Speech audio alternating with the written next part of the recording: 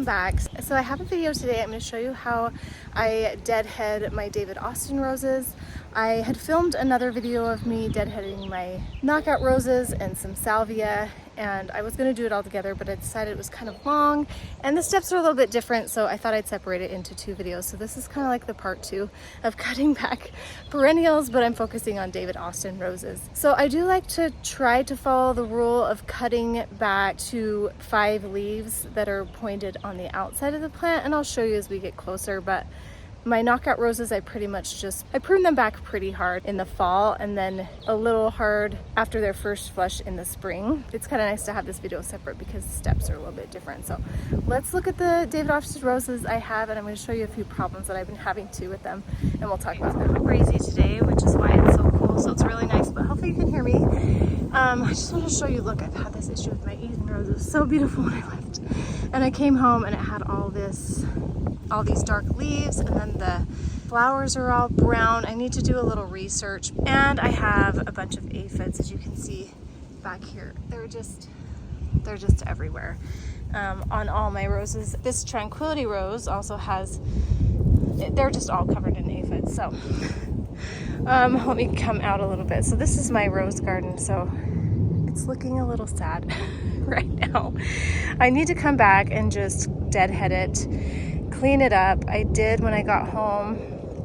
Before I left, there were a bunch of aphids, and when I came home, they just looked really sad and terrible, and it got super, super hot here when we were gone, and now it's kind of cooling down. But I did go ahead and spray them. I'll get out the bottle here in a minute and show you what I sprayed them with. But I sprayed my roses with this last year as a preventative.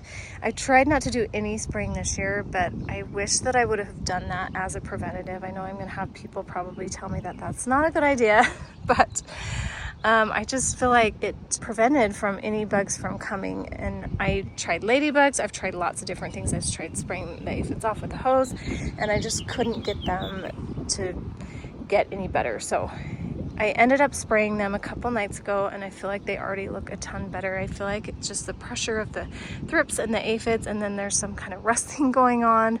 I'm not sure, but I'm gonna go ahead and cut back all the spent blooms.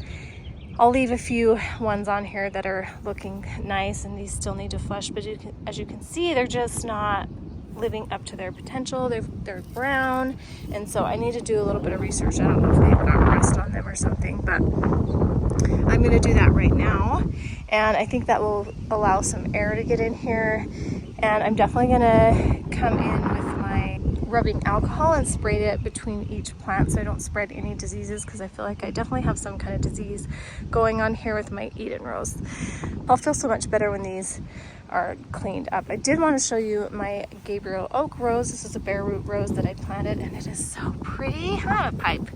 It's the prettiest pink, and it's just what this corner needed. It needed a pop of pink, and this is about as tall as it's gotten as a bare root rose, and it was a little bit cheaper, and I wanted to try out how those were, so I'm happy with it. Next year I think it'll be a lot bigger for me, but it's doing pretty well, and I just think it looks pretty in the front here of these kind of lighter roses that I have here. And then my James Galway rose is spent too. This one's doing okay. It doesn't seem to have been affected. So I'm gonna start pruning this first. I'll spray some alcohol on my Felco pruners. I'm gonna use the size 6 Felco pruners, and then I'll probably do this next because it seems like it's doing okay. This one, and then I'll move on to the problem ones, and then I'll do that one last just to prevent spreading anything. But of course I'll be cutting it back, so it's just a bummer. I know with roses there can be a lot of issues, but I love them, and last year I didn't have really any problems with them, and if I had aphids I just sprayed them off with a hose, but they just didn't get to be such a massive problem, but they did last year, and I think it's because I sprayed that as a preventative. I don't know if that's the right thing to do. I am a little bit new to gardening. I'm not gonna do it very often, but I did feel like I needed to come in and do that. Okay, so I'll try to show you on this rose how I prune it, so you can kind of see what I do. I don't always follow this rule, but I try to for the most part. It does kind of look like there are some thrips on here, so anyway, so I'm going to cut this back. Hopefully you can see here. This is a 5 leaf. I could even go down to this 5 leaf. I think I will. So a little bit lower. So there's this one, and then this has 5 leaves, and I think I'm going to cut it down here just just so it's a little shorter. And these lower ones I probably won't pay too much attention, but these upper middle ones I'm definitely gonna look at a little bit. So this one here, I'm gonna cut it back to this 5-leaf because this 5-leaf is headed this direction away from the center of the plant. If I cut it towards, it'll grow in the middle, and I want everything to grow on the outside so it's nice and airy in the center. So I'm gonna cut that one here. And really, once you get it down, it's pretty easy to see. Here's a 5-leaf. It's actually more than 5, but whatever. Just don't want to cut it down to the 3-leaf. So here's a 3-leaf right here. Okay, so I don't want to cut it to there. I'm going to cut it all the way down. Snaggy. Here's a 5-leaf going to the outside, so I'm going to cut it here. This one, I'm going to cut back here. This one, I'm going to cut back here. And honestly, you don't have to be too precise, but I do like to kind of think about it. But once I get all these cut back, this will have a chance to flush out further. So I'll just get out her further and you can watch me prune this up.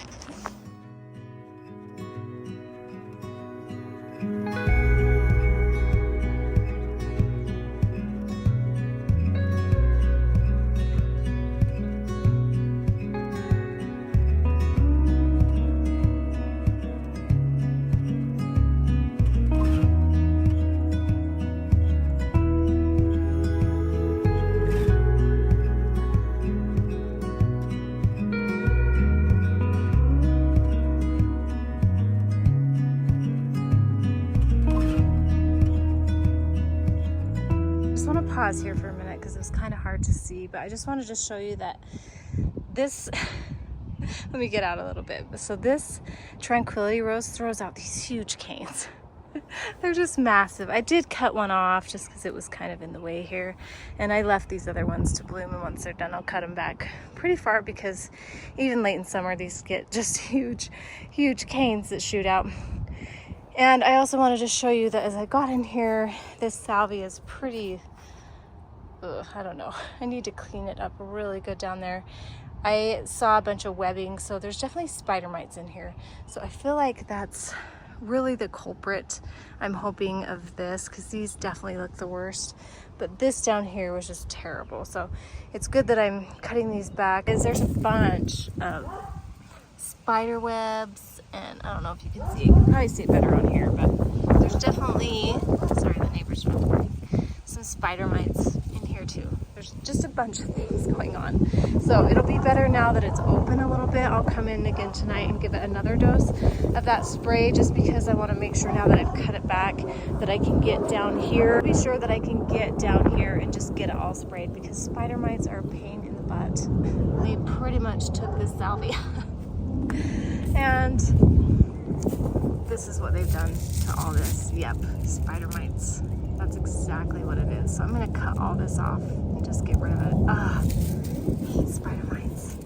But luckily that's what it is. And this will recover once I get everything cut back. But it's just nice to keep your eye on your roses so you can take care of problems like this before they get too out of hand.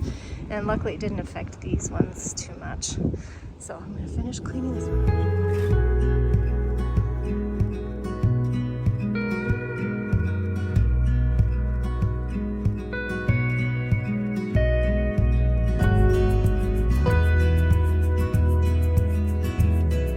Rose petals everywhere, but everything looks a lot better. There's going to be more airflow.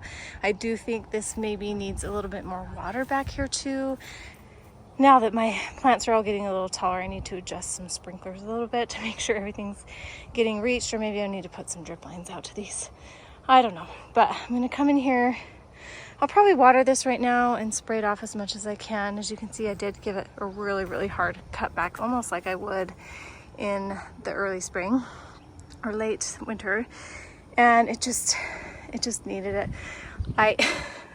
I'm not too afraid to like go hard on these plants.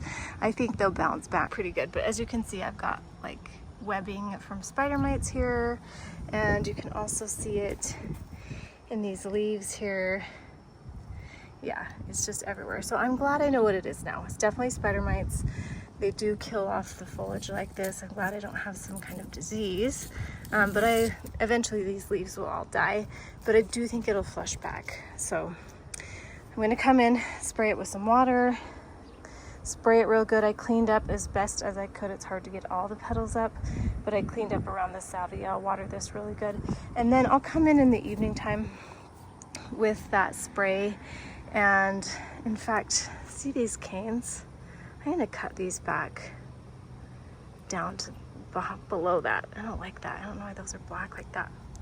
But anyway, sorry, that distracted me. But I'll come in and give it a spray in the evening with that spray, just because the pollinators are asleep and hopefully it won't affect them too much. I know it will affect them a little bit, but I definitely want to take care of this spider mite problem because spider mites are just a pain. They can definitely get out of hand, as you can see, and very quickly. I was gone like 10 days. My daughter was really good about keeping everything watered for me, but spider mites got to these because that heat just hit really quick. So that's what I'm gonna do. Hopefully this video was helpful for you guys. I also wanted to mention that if I had a cluster of blooms, say for instance this one, if this was all done, I just cut this one back while I'm cleaning it up, and I'll let these other ones bloom. And I think these will be a lot happier now that I've done that. As you can see, like here's a stem that this one hasn't bloomed, but this has, so I'll just cut, you know, this one off, and it just looks cleaner and nicer. All the dead stuff's off and more airy now, and everything's going to be a lot more happy. So thanks so much for watching. Hopefully that was helpful. Oh, it's getting windy out. And we will see you guys in my next video. Bye.